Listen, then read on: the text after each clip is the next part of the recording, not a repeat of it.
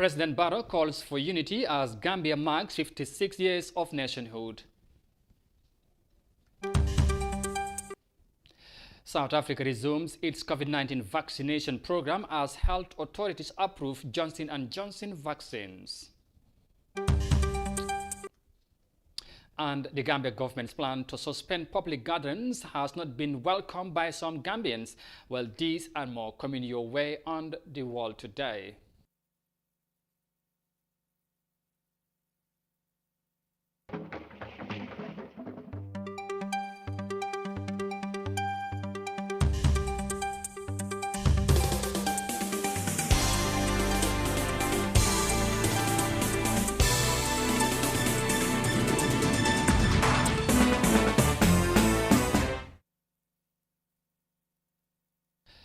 Hello, this is Africa TV and you are watching the World Today News Bulletin. I am Amadou Kante. Many thanks for joining us, and now the news in detail. Now, as Gambia clocks 56 years in 2021, this year celebrations were held in a low key due to the coronavirus pandemic at a ceremony held at the Makati Square in Banjul. Now, speaking at the celebration event, President Barrow says this year's celebrations will usher Gambia into a third republic and end the current transition phase under his leadership. The Gambia attained political independence on the 18th of February 1965 to accord its people's sovereignty, self-determination and freedom with a view to enhance the welfare of the Gambian people. The President, also the Commander-in-Chief of the Gambian Forces, renewed his government's commitment to protect the right and freedom of the Gambian people. Let's take a listen to President Barrow in this insert. Working with the various arms of government and the security sector, my administration will continue to defend the sovereignty of the country and protect the freedoms and liberties of the people. On the other hand, we encourage all Gambian citizens to make use of those liberties to exploit the existing opportunities, promote positive socio-political values, and engage in activities that enhance national development. The Gambian President Adama Barrow, they are speaking during today's celebration of Gambia's 56 years independence anniversary. Once again, happy independence to all Gambians.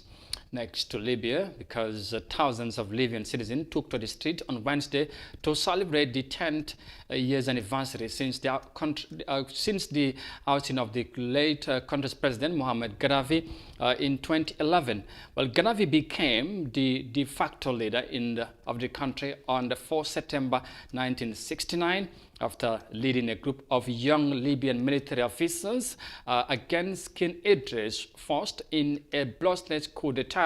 Well, Bilal Jallo has more details of that in this report.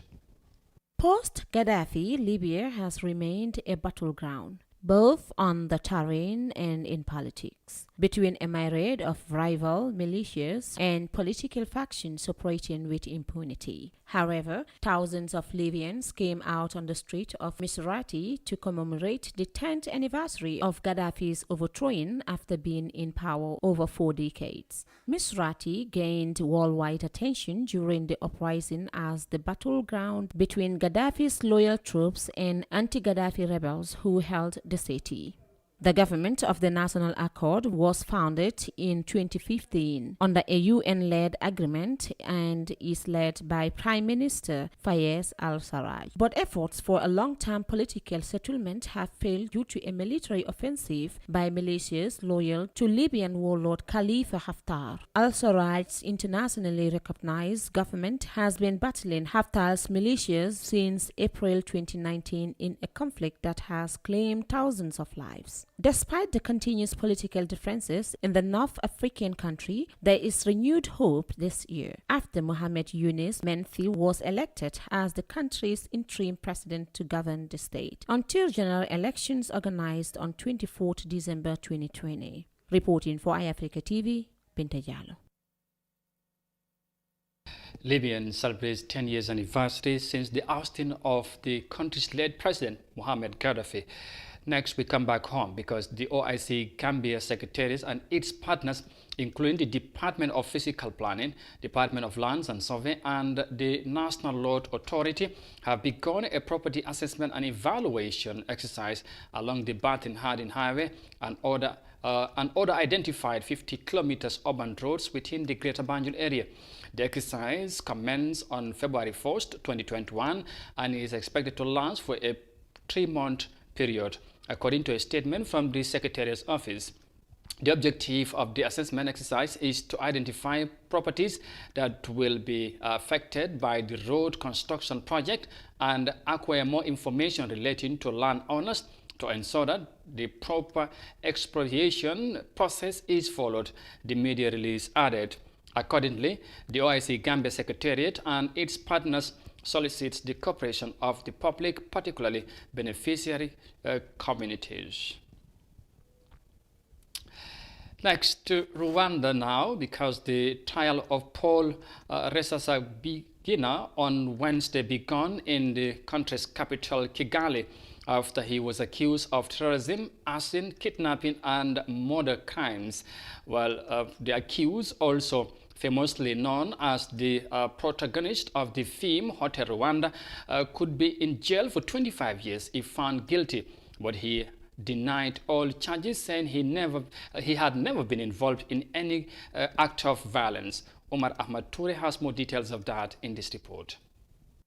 Mr. Rusesabagina is facing 13 charges, including terrorism, recruiting child soldiers, kidnapping, and forming terrorist groups. He appeared at the High Court in the Rwandan capital Kigali on Wednesday alongside 20 others. During his first court appearance in September, he refused to enter a plea, and his lawyers previously repudiated the charges. He told the court that he was not Rwandan but a Belgian hostage, and that his arrest, rendition, and trial were illegal. Rusesabagina, who had relocated from his home in Belgium to the United States over concerns for his safety, mysteriously appeared in handcuffs in Rwanda last August. According to Rusesabagina, he had renounced his Rwandan nationality in 1996 when he arrived in Belgium and had never reclaimed it, but prosecutors argue his parents were Rwandans and that he had never renounced his citizenship. They argued that his arrest was lawful and denied he had been kidnapped. His trial is expected to resume on February 26. Paul Rusesabagina, a politician and an activist, is a strong critic of Rwandan President Paul Kagame,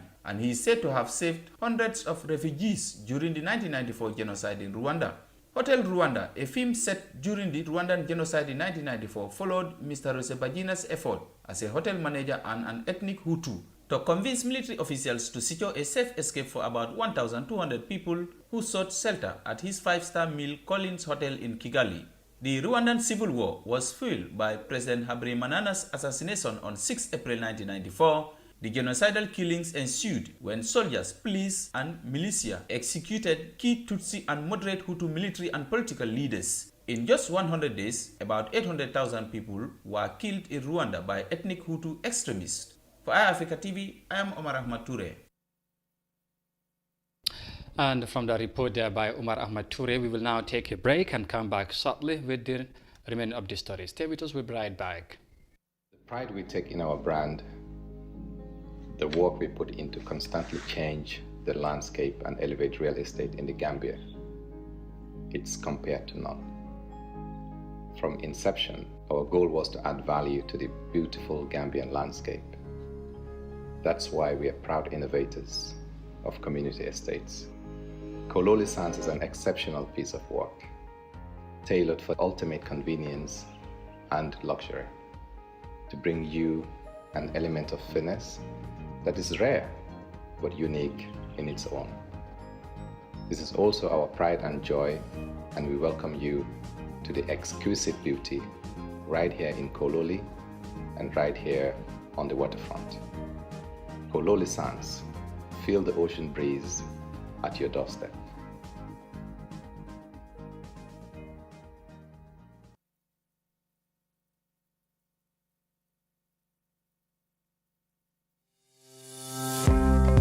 Ning ibe bunda le nyini kang mararo la fannato management andong hani bunda killing ima soto.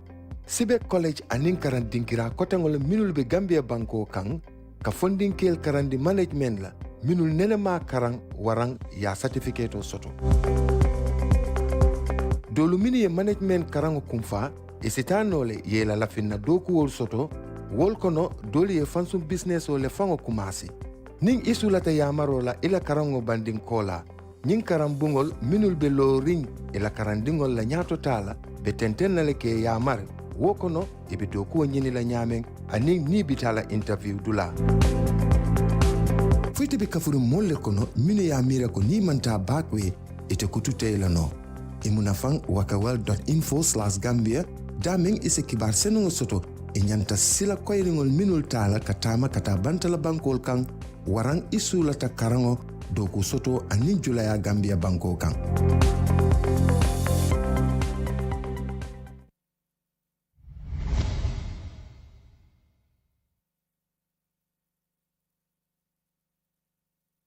For the first time in the Gambia, your favorite GSM operator, Africell, is the first and only GSM operator to launch a brand new technology called the eSIM. The eSIM simply means you can use your phone without a SIM card.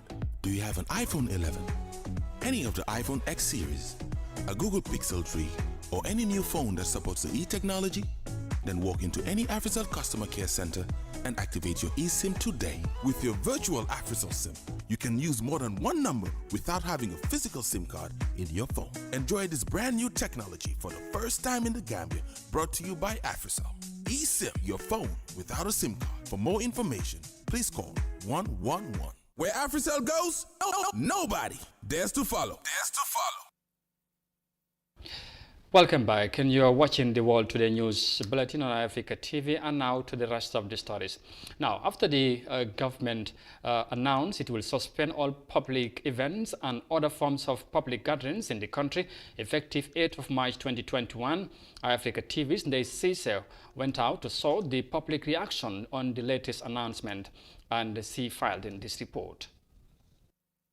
The Gambia is currently experiencing a resurgence in the number of coronavirus cases since the beginning of February 2021. The pandemic has impacted almost all sectors in the country. Many Gambians, including human rights activists, have raised concerns over the ongoing public events in different parts of the country. To this effect, the Gambia government says it will suspend issuing police permits for all political events and other forms of gatherings in the country beginning 8th of March 2021. The move is aimed to contain the spread of the virus in the country, but some Gambians, including Abba Cisse, did not welcome the decision, saying the government should reconsider its decision.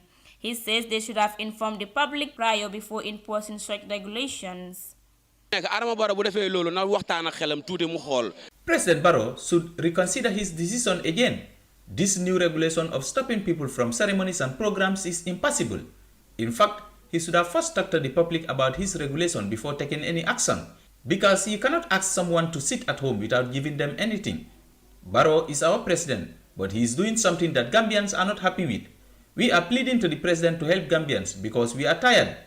President Adama Barrow on January 30th launched his National People's Party at the Independence Stadium, where thousands of party supporters and sympathizers gathered to celebrate the event. Sergio Konate, a vendor at Serekunda Market, says if President Barrow already launched his party without considering the presence of COVID-19, then he should also allow other programs to take place.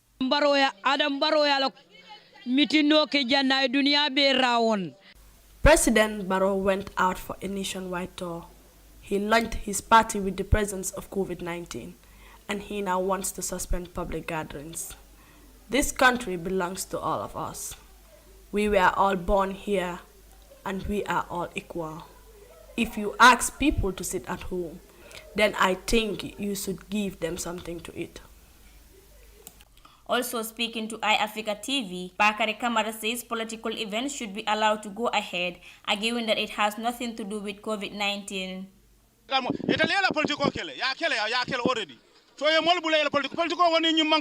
President Barrow and his people have done their political events, then let them allow others too to do their own, because politics has nothing to do with corona. If anyone is going out, you can cover your mouth. That is nothing. To condemn all those things in the country is very wrong. It should not have happened. The world continues to battle against the pandemic, as many countries, including the Gambia, are witnessing more infections despite the roll-out vaccines. The Gambia has on Wednesday recorded 41 new cases, bringing the total number of confirmed cases in the country to 4,510. with one new death recorded. The total number of deaths in the country now stands at 139, according to the latest update from the Ministry of Health. Reporting for iAfrica News, I am Daisy. Gambians react to the government's announcement of suspending public gatherings in next month. Now to South Africa next, and South Africa has resumed its COVID-19 vaccines rollout after the initial vaccination program was halted due to the ineffectiveness of the AstraZeneca's vaccine against the local variant. Now, front health line workers and the country's president are the first beneficiaries as health authorities opted for the Johnson & Johnson vaccines, which has a 57% efficacy rate against the country's variant. South Africa is the hardest hit country in the continent, as over 40,000 people, including health workers, succumbed to the virus. Let's have more details of that in this report. There was much relief as South Africa's COVID-19 vaccine rolled out kicked off. The program was delayed when it was found that the AstraZeneca vaccine from India was not effective against the local variant. Health authorities were forced to find an alternative and turned to the single-shot Johnson & Johnson vaccine. It has a 57% efficacy rate against South Africa's 501Y V2 strain. President Cyril Ramaphosa and several healthcare workers were the first recipients. You know, courage now is there. We're no longer feeling helpless now that the COVID vaccine is available. We are really hoping to reach the 67 mark of protection to the public in general, so that we manage to be victorious to this pandemic. 28% of South Africa's 1.25 million healthcare workers have so far registered for the vaccine, but just 80,000 shots were flown into the country so far. Very excited. I'm absolutely delighted that the vaccines are in the country and that they're already being administered. I've been following the research behind the Johnson & Johnson vaccine. I'm very confident it's a great vaccine. The first round of vaccines will go mainly to healthcare workers in the state facilities. Many others still have a long wait. We've lost so many colleagues from COVID-19, and when you come here, it's like you are just putting yourself in the deep end. But somebody needs to do the job. If I die like a soldier while saving my people, let it be. More doses of the Johnson & Johnson's and Pfizer vaccines are expected to trickle into the country in the next coming weeks, as South Africa tries to immunize frontline workers before a third wave hits. South Africa resumes its COVID-19 vaccination program. Now, the Gambia, a small country in West Africa bounded by Senegal, is noted for its resistance to colonial rule. The contact with the British in a robbery program at a Berlin conference led to the demarcation of its borders with Senegal, but the two continued their oral traditions in the spirit of Senegambia. The Gambia was administered as part of British West Africa as early as 1800 and was governed separately by some time jointly with Sierra Leone in 1889. Now, slavery, colonialism and the struggle for independence is well captured in the country's academic curriculum right at the basic education stages. Omar Ahmad Toure tells us more of that. 18 February 1965 remains indelible in the minds of Gambians as it was the day the country attained her independence. Over 80% of the country's population had to learn the historical facts of independence from textbooks, with only about 10% living witnesses to the struggle for independence. Retired educationist Dr. Brahma L.J. Jambe, who served as Director of Curriculum at the Ministry of Basic and Secondary Education until end of 2020, describes the themes in the school curriculum. Our curriculum is spiral. That means that we introduce children to issues in small digestible pieces, step by step. So basically, at the basic level, children are introduced to the National Coat of Arms. Okay. They are also taught how to sing the national anthem at the level of grade 3. At the level of grade 5, the issue of National Coat of Arms and also the national anthem are expanded. Their meanings, what do they mean? They are also expanded. So they are explained in details. The Gambia shares historical roots with many West African nations in slave trade, which was crucial in establishing a colony on the River Gambia. The Portuguese were the first to arrive here, but the Gambia was later integrated into the British Empire that established it as a colony and protectorate. Dr. Jambe recollects that Gambian pioneer activists focus on knowledge of liberating the country from Western dictatorship, but believes time is ripe for experts to review the curriculum and rescue it from the loose sides. What we are saying is that yes, has been a history. People were not interested because that is because they were struggling for independence. But we knew that actually, diversifying curriculum to provide technical and vocational education so that people will have skill is the best. Is the best thing to do. Yes. Because even like, for example, if you look at our WAS, West African Senior Secondary Education. I said this from many years ago. Our forum, anywhere, even through the media, our curriculum, is too academic.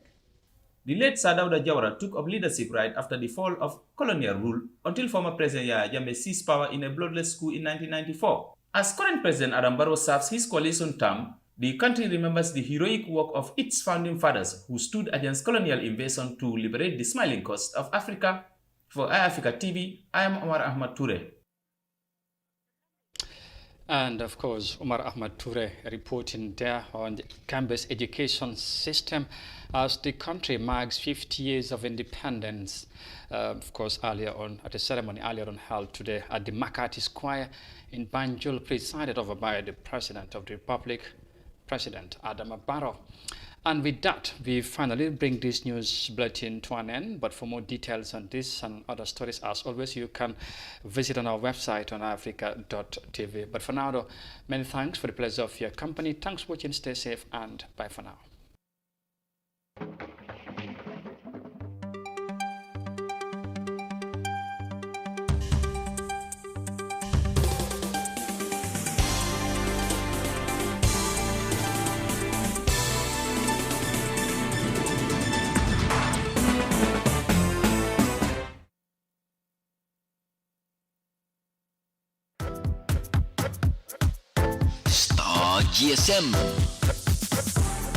Star GSM fele promotion bana fena molye minulbe mararing tanko bundala Gambia banko kanjang.